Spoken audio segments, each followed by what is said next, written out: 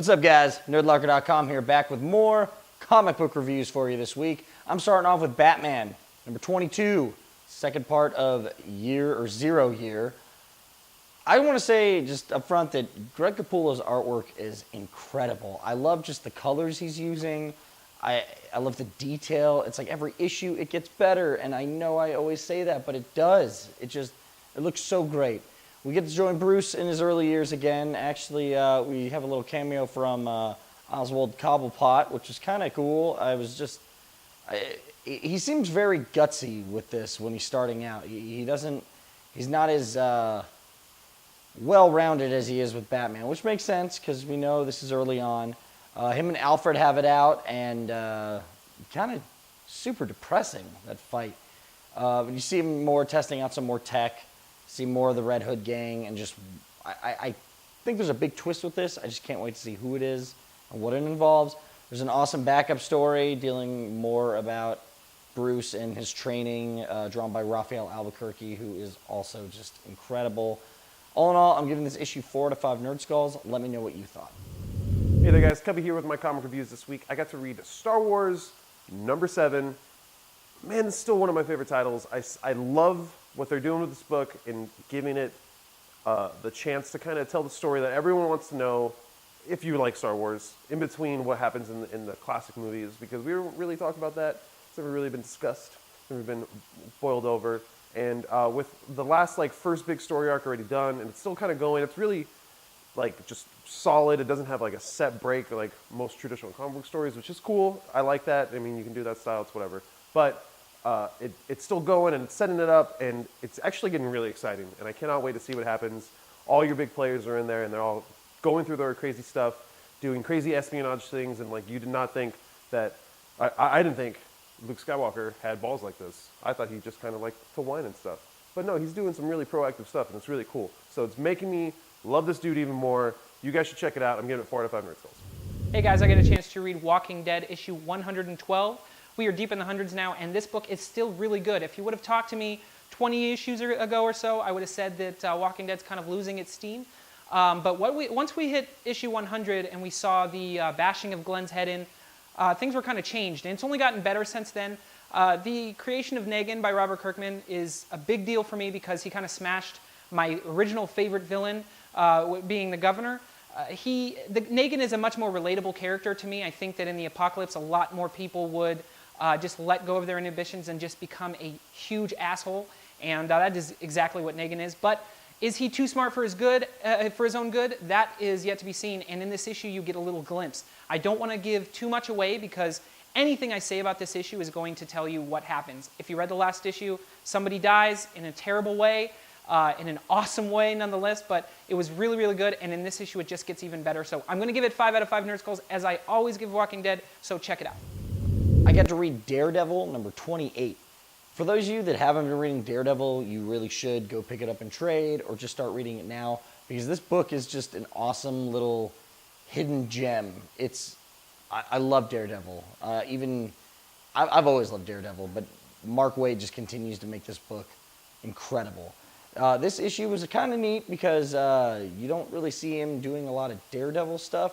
He's actually approached by one of his childhood friends who knows he's Daredevil, and they tell a lot about his history when he was a kid, why he got picked on, and the bully kind of explains from his side why he was picked on, because he was kind of a pompous little kid, and it was a neat way to look at both sides of the kid who got picked on and the kid who was doing the picking from both their perspectives.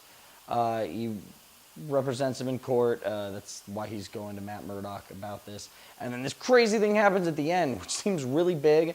And I guess this is setting up for the next big storyline, since the last issue sort of ended the whole bullseye thing. But this book is still incredible. I'm giving this 5 out of 5 Nerd Skulls. All right, guys. So I got to read Hawkeye number 12 again. 1 year of stories all wrapped up finally.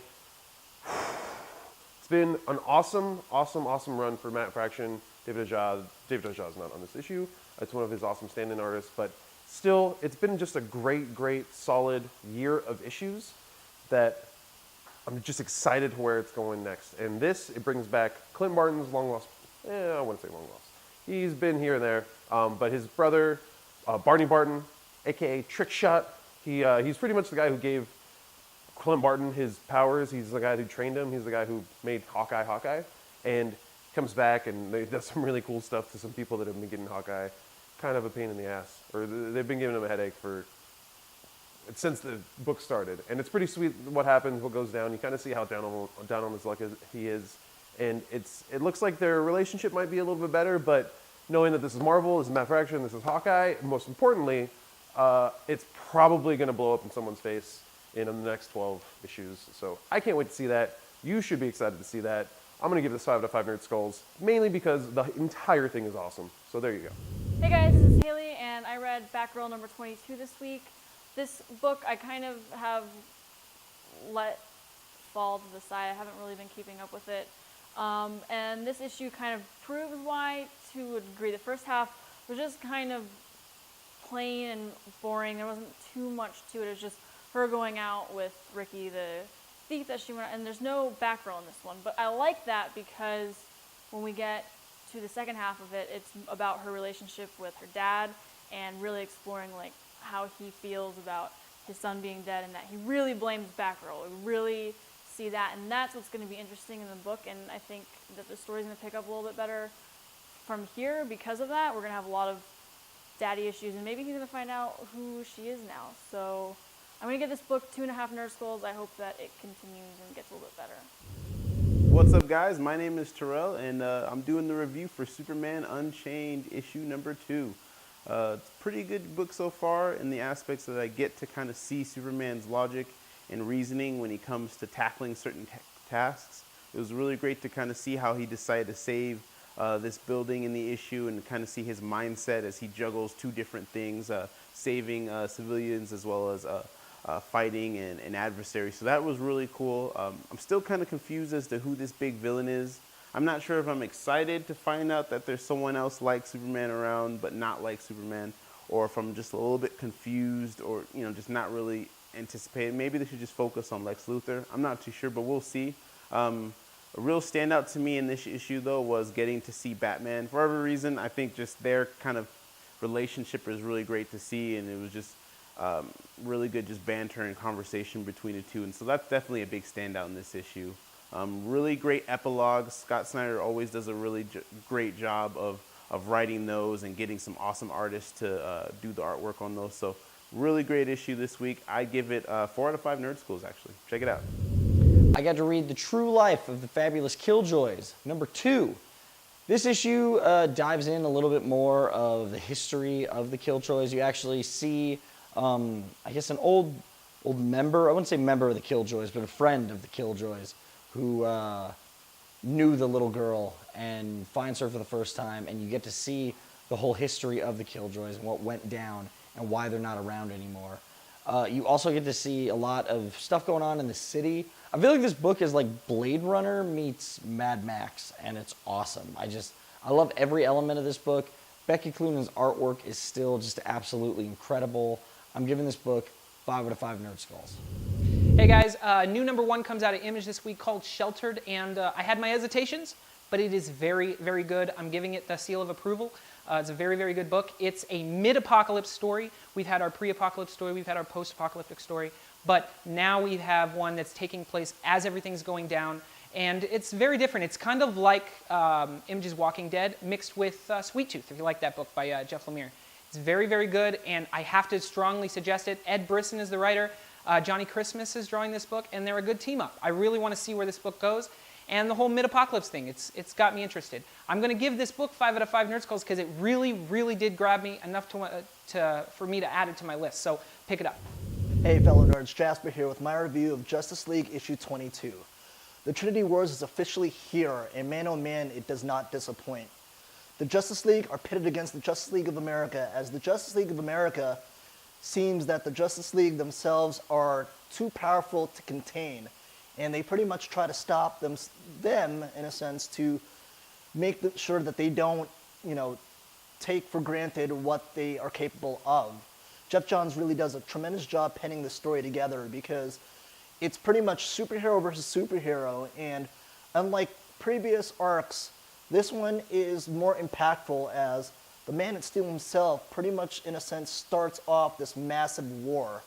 You definitely have to check it out. I can't give too much information on it, but trust me, it's a great way to start off this series, and I can't tell you enough. Go check it out. I'm giving this a 3 out of 5 Nerd Skulls. What's up, guys? My name is Terrell, and this week I also got to review Spider-Man, or Superior Spider-Man, number 13. Is my kind of mindset after reading it. You know, a couple issues into Superior Spider-Man, I was definitely enjoying it. It was just this new take on Spider-Man, a lot bolder, a lot more just intense. And it was just kind of, it was interesting. It was a different take. Everything was new, and just seeing Otto Octavius, take on this persona was just interesting. But now, he's killing people, and it's just his way of handling things is crazy. And now that they've gotten rid of Peter Parker, I'm not sure where it's gonna go. And I don't know. I'm still like, they took me down when they got rid of Peter, and I wasn't sure I was gonna still keep reading. And then I gave it a try, and they brought me back up. But now I'm going back down. So hopefully, Dan Slott will bring me back up, get me back interested into it. But right now, this is just not the character that I grew up with, and I think that's why it's just a little difficult for me to take. Spider-Man should not be killing people. Spider-Man should be taking care of guys, sending them to jail. Even if he has to do it 30 million times, that's what makes him Spider-Man, is that he does that. That's just him. So just to see him kind of be more brutal with characters, even though there's another person in him, he's still wearing the suit. Also a great stand-in, though, at the end of this issue, we get this look at a Spider Island 2, and we get kind of an idea of what the new suit's going to look like. If you've been on the internet at all, you've probably already seen it, so we're excited to see how that kind of comes about, but definitely check it out. I would give it 3 out of 5 Nerd Skulls. I got to read East of West number 4, written by Jonathan Hickman. This issue is awesome. This is Death on a rampage, going to get his wife back, and it is a brutal issue. There's so much violence, but you start to learn a lot about Death and why he wants his wife back so bad. There's actually this giant twist at the end with the other 3 horsemen of the apocalypse, the children now. But this issue, I can't even go into explaining how awesome it is. You just have to read this. This is still only its 4th issue. I would jump on this book now while you have the chance. Just start picking up these issues. It's incredible. I'm giving it 5 out of 5 Nerd Skulls. Hey guys, there's another number 1 out of Image Comics under the Skybound imprint coming out this week called Ghosted. It's a really good one. It surprised me. It's kind of like Thief of Thieves, where it has that group of people that are going to pull a heist type of thing, but it's mixed with a little bit of supernatural. It's about this rich man that collects old relics across the world, who hires someone, basically pulls him out of prison, just so that he can go and catch a ghost so that he can have that for his own little collection. Interesting concept, but the writing is very good. Joshua Williamson is doing this book, and it was pretty surprising how it was written. And most surprising for me is I recognized the artist. I knew the way that these faces were drawn. I just couldn't pinpoint it. I looked it up later, and Goran Sudzuka is doing the artwork for this. You might know the name from Why the Last Man. I really, really love that book. I've talked about it before, and the artistry in that is fantastic. I can only hope where Ghosted is going to go with its artistry. The writing is still good, so I'm going to check out a number 2. That's why you should check it out. I'm going to give it 4 out of 5 Nerd Skulls.